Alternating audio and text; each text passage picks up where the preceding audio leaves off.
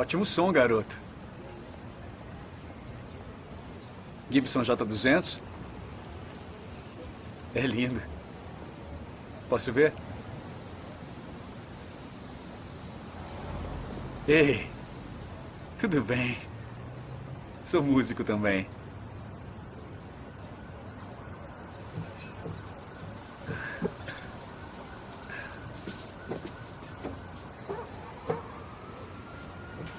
Muito bom.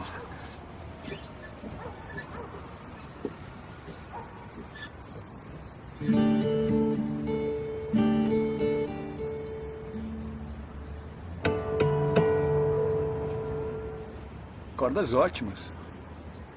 Você é bom. Obrigado. Veja o que consegue.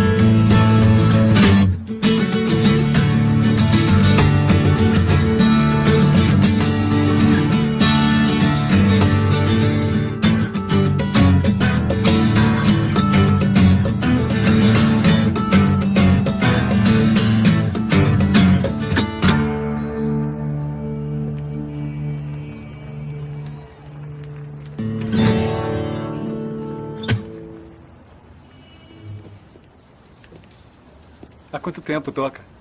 6 meses. 6 meses. Como aprender a tocar em apenas 6 meses? Juilliard. Juilliard. Sim, senhor. Tenho meu próprio concerto.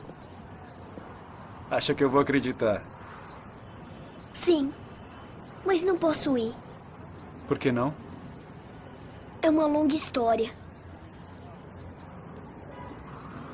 Se eu estudasse na Juilliard e tivesse meu próprio concerto, não perderia por nada.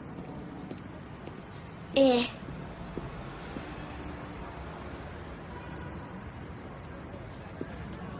E se acontecesse alguma coisa ruim? Nunca desista de sua música. Não importa o que aconteça. Pois quando algo de ruim acontecer com você, é o único lugar para onde pode fugir e esquecer. Aprendi do pior jeito. Olha para mim. Nada de mal vai te acontecer. Tem que ter um pouco de fé.